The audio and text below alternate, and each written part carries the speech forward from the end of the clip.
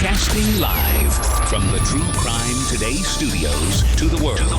This is Murder in the Morning with Tony Bruschi and Stacey Cole. From the Hit Killers Podcast, Murder in the Morning. We're going to begin talking about the 26-year-old tech whiz, an Ivy League graduate that is being questioned as of right now in the murder of UnitedHealthcare CEO Brian Thompson, who was shot outside the New York Hilton Midtown last week in what authorities described as a calculated and targeted attack. We know as of, this recording, Luigi Mangione of Towson, Maryland, was detained Monday morning at a McDonald's in Altoona, Pennsylvania. Law enforcement sources say he was apprehended after customers reported his suspicious behavior. When police arrived, they discovered a gun with a silencer, multiple fake IDs, and a manifesto criticizing the U.S. healthcare system. At a McDonald's. Well, you got to get your damn Egg McMuffin. Wow. Mangione has not been charged, but is considered a person of interest in the case. Authorities are investigating whether he traveled to Altoona by bus from Philadelphia after fleeing the crime scene in Manhattan. Thompson was killed last week by a masked assailant who approached him from behind at approximately 6:45 a.m. Surveillance footage that was captured the gunman fleeing on foot and then on a bicycle into Central Park. The suspect was last seen boarding a bus at a depot in Upper Manhattan, prompting a multi-state manhunt. The shooting sent a shockwave across corporate and healthcare sectors. Thompson, a prominent figure in the industry, was known for his leadership at one of the nation's largest private healthcare providers. Mangione's manifesto reportedly condemns the healthcare industry for prioritizing profit over patient care. Law enforcement sources suggest that Mangione's animosity may stem from personal experiences, as he lost close relatives in 2013 and 2017. During high school, Mangione worked briefly at an assisted living facility, an experience that might have also shaped his perspective. All of this is speculative. Authorities also found evidence of Mangione's affinity for anti-capitalist causes and environmentalism activism. His online activity allegedly includes approving quotes from Ted Kaczynski, the notorious Unabomber, as well as philosophical musings from figures like Socrates and Bruce Lee. The FBI is offering a $50,000 reward for information leading to an arrest, with an additional $10,000 reward from Crime Stoppers and the NYPD. That's where it's at as of right now. Lots of reaction online to this. And I'm not really shocked. I think it's kind of sad. We're like in a place where the general public consensus on this is like, yeah, okay. Anyway, that's sad. And then they move on. I mean, this is a man's life. He had a family and it was a human being. But I think the quick comeback that everyone in their mind, at least that's come to my mind, when I hear that and think about that, and like, yeah, that's true. But, I can think about a lot of people in my life who've been screwed over by the healthcare system and are now dead. So we didn't care about it all that much then.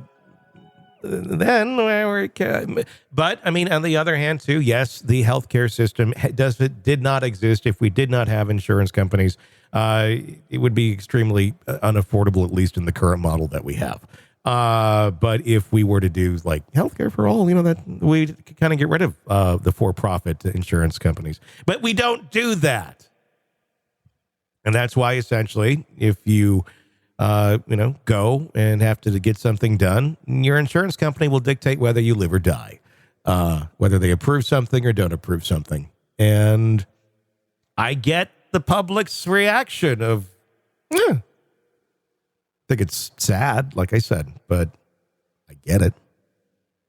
I get it too. And this has brought out numerous stories of people discussing their denials by insurance. Read a story about a woman whose daughter needed brain surgery. They had been, they paid their premiums on time. Daughter is diagnosed with a brain tumor. Insurance denies it. Yeah. Daughter dies.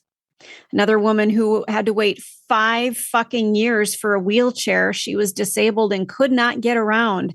They denied a wheelchair, like an electric wheelchair, like the ones that are thousands of dollars, and then they couldn't afford it. I mean, it's interesting. I'm going to see if I can find the meme. Oh, just found it. That's been flying around. All you need to know about the American healthcare system is that there's a popular TV series where a man turns to cooking industrial quantities of crystal meth in order to pay his hospital bills. Well, that's Breaking Bad. Yeah. But if that isn't a statement, and again, a man is dead, there is a family who's going to be celebrating Christmas without their father. Yeah. I get it. It's horrible the man died. But it also is shining a light on a system that we have in place that is horrific. And everybody's got a story. I'm actually fighting. I do have UHC. And there is a medication that my doctor has submitted 7 different requests for different versions of this medication because she's concerned about something, a pathway that I'm headed down, and she wants me to be on it. They are denying it. They have denied it every time. And she's done this every month she submits, because for her, it's a game now. She's like, I'm going to get them to approve this. She has written a letter. She has called. She has done all the things. Nope, we're not paying for it. Well, it's something that's $1,200 a month. I don't have that kind of money. No. So I'm not doing it. And it's not going to kill me. But my doctor says this is something that she would like for my care based on, X, Y, and Z. And the company goes, nope.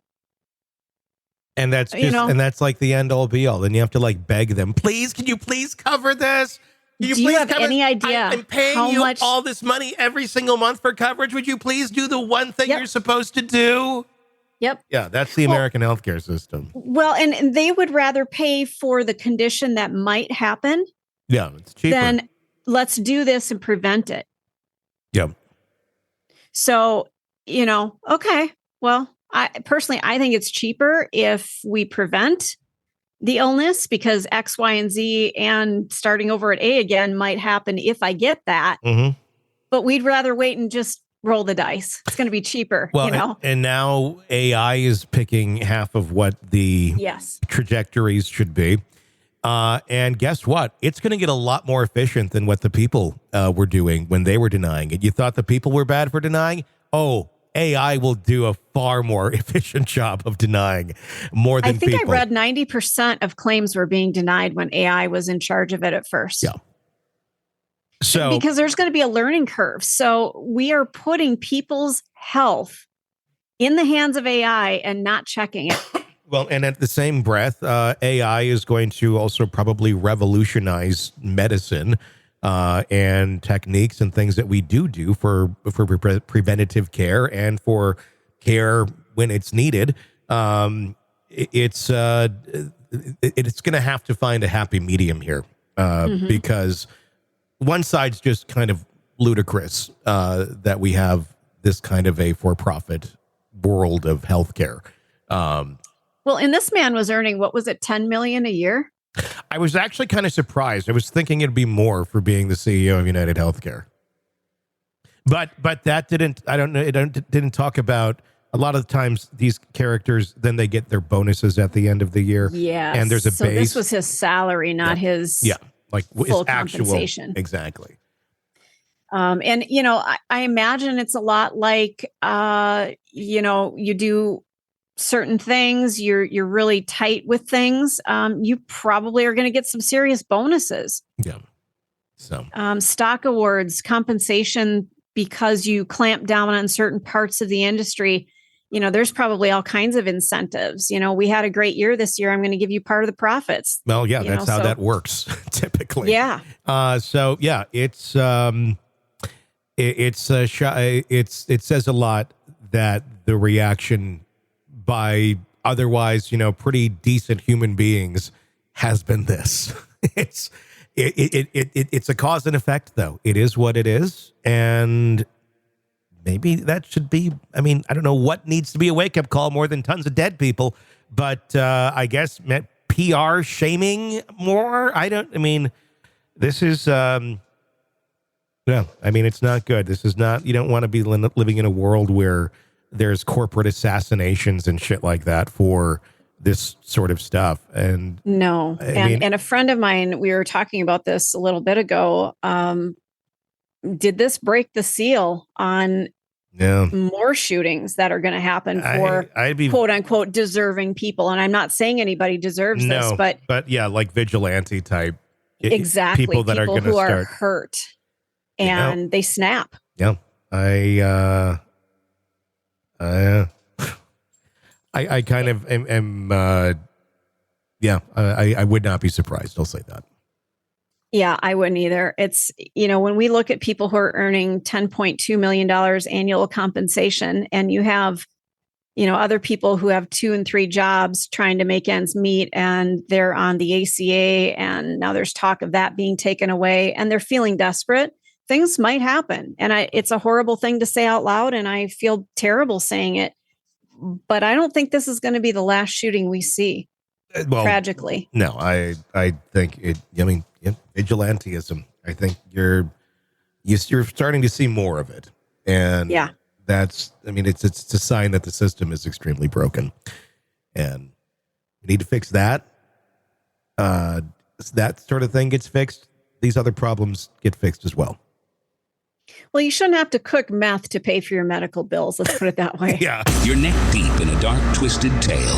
And just as the tension peaks, bam, a commercial about some miracle diet pill breaks the spell. It's like finding a fly in your soup after the first bite. But here's the fix. True Crime Today Premium Plus on Apple Podcasts. You get to enjoy your crime stories without the junk. Ad-free episodes, extended interviews that go beyond the surface, and early access to all the gruesome details. It's like swapping out a can of cheap beer for a glass of fine whiskey. So search for True Crime Today Premium Plus on Apple Podcasts. Subscribe and keep the darkness flowing uninterrupted.